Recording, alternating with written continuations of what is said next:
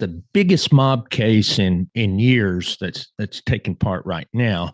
You've got Operation Royal Flush, which is involving 31 defendants, including 13 mob guys. And then you have Operation Nothing But the Bet, which is 6 defendants. And I think that the reason that there's so much, I guess, publicity around this and people interested in it is that you have the NBA, you got people involved with the NBA, including a coach, a player, ex-players, and then they're involved with the mafia. And anytime you have a mob case, that's big news. Then anytime you have an NBA case, that's big news. You combine them and you see what you're getting. It's interesting, over the weekend, all of these different guys that we see on YouTube, and they're providing statements and interviews, to Fox News, CNN, NBC News, and all that. And I haven't seen this in, I guess, in the 3 years that I've been here. I've had this channel nearly 2 years, and then I worked with Lee for about a year and a half before that. Never saw this type of interest in what's going on in the mob. So I'm going to give you a couple of updates, and also I want to talk about John Pennisi. I'm not too happy with the video he did yesterday attacking Lou Ferrante. It was I think it was out of bounds, in my opinion, and we'll dig into that and why I'm upset by it. So all of the guys that were arrested on 10/22, last week, they've been out on bail except for one, and that's going to be Joe Brooklyn Lonnie. He's the alleged Gambino captain, and he's on home detention, and he's pending sentencing on a prior case. I know the prosecutors were wanting to have him, put away until he was sentenced. They wanted him in jail until he was sentenced, but the judge said no, he can still be on house detention. And so what we've got, and with him, just letting you know, according to the New York Post, Lonnie was released to home detention over prosecutors' objections. Separately and crucially, the government's detention memorandum said he pled guilty on October 17th, 2025, in his earlier Gambino RICO case, and is awaiting sentencing in that matter. And then they're trying to say that they're also flagging pretrial release violations, and so he's going to be sentenced for several years on the other case, but the judge agreed to let him have home detention. And so what's happening now? I'm pretty much seeing three different themes with these interviews that are going on. They're talking about how technology is driving cheating, talking about the altered card shufflers that read decks and push the winner to a teammate via the phone, x-ray tables, marked cards, all that type of stuff. You got people with special contacts and glasses, chip tray tables and cameras, all different types of technology. And so there's a lot of interest in that, regarding the poker games and how, those people that were getting involved, got cheated out. And then you had the face cards and the lure about that. So the victims, fish, as they call them, were drawn by the chance to play with celebrities. That's where you had Chauncey Billups involved. And so he would bring these people, these marks to these poker games, and they would end up losing money. And then we see a lot around the multifamily collaboration.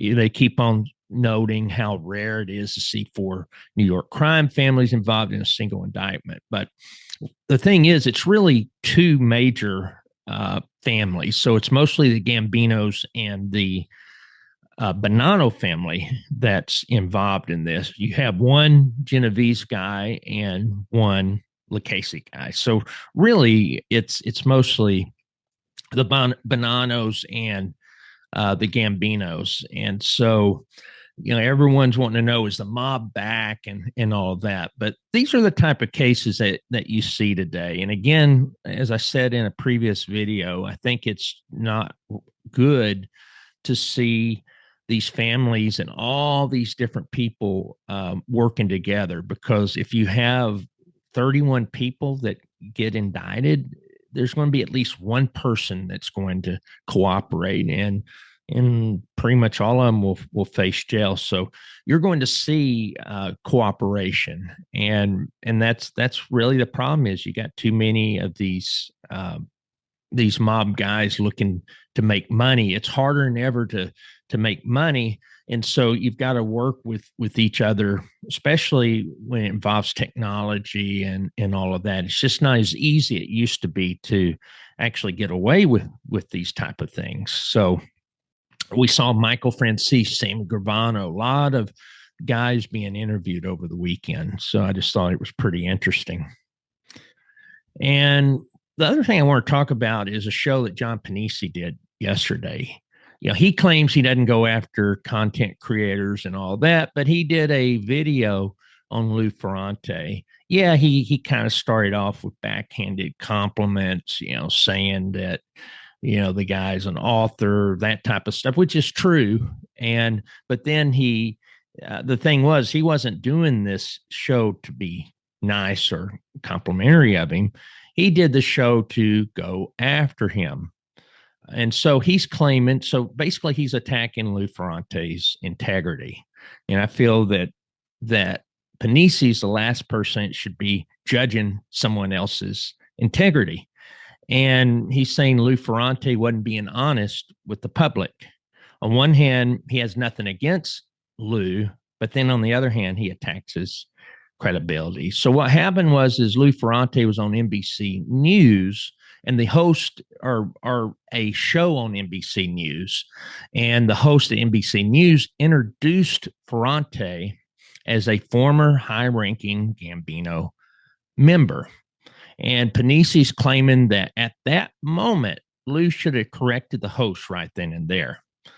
And that's easier said than done. When you're in the moment of an interview, when you're not in your comfort zone, especially if you don't do a lot of interviews. Yeah, he does do interviews. I'm sure he was taken back by what the host said.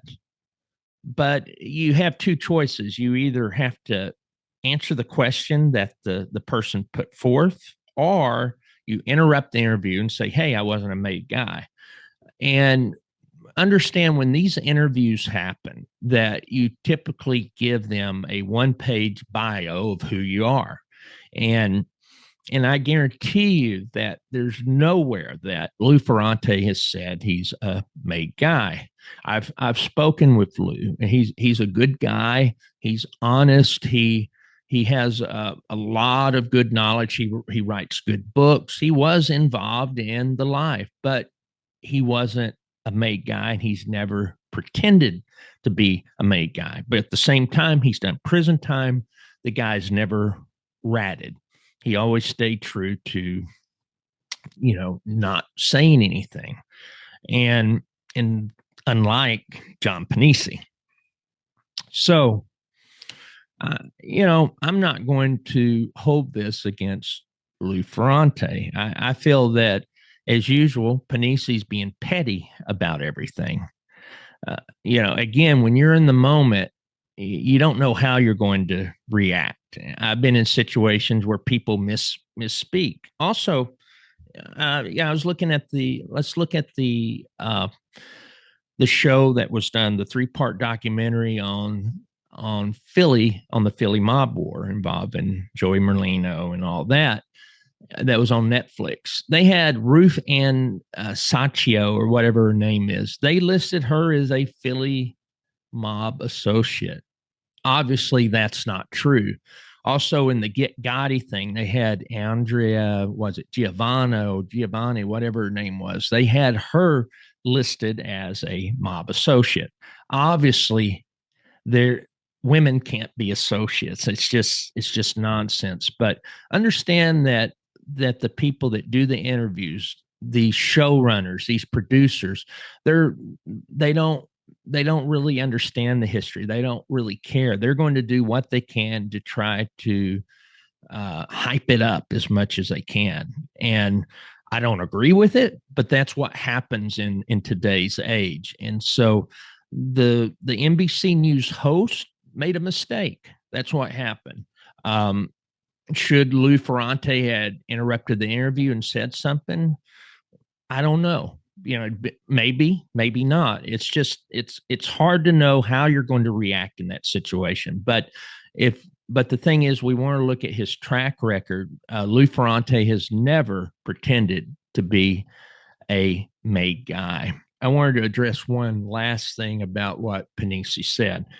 Pennisi claims that he doesn't know who Lou Ferrante is. And what's ironic is that I was speaking with Lou a week or so ago, and I asked him, did he know John Pennisi? And he said no, he just knew of him from from his show Today.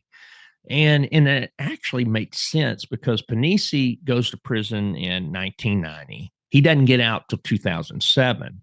Lou Ferrante, he gets on the street in the late 80s and he's involved until 1994 or so. And then he goes to prison in 1994 and gets out in 2002. So the thing is, their paths would not cross because by the time Pennisi gets out of prison in 2007, Ferrante's already out of prison. He's not part of that life anymore. He's kind of doing his own thing. So the paths aren't going to meet, are not going to meet. And I actually do have questions about some of the statements Pennisi's made. Pennisi's made claims like he was an acting captain in Big John's crew. We don't even have evidence that he was a made guy. We know what he said, but we haven't had anyone corroborate that story. I'm sure it happened, but I'm just saying, if you want to look at evidence and what people say on the street, some people don't believe it. And we haven't had anyone, any other sources come in and say, yeah, that's what happened. And he goes into this story about how he got made and how he was, I guess, was given a knife that was used in the ceremony as like a souvenir, which to me, it's a little unusual. You usually don't see that.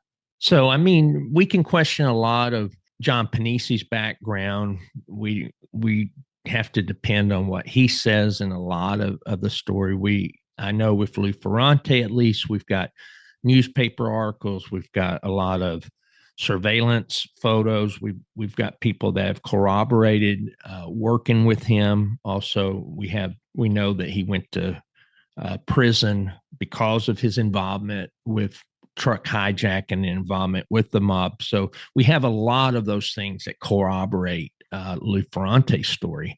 We don't really have that in a lot of cases when it comes to John Pennisi.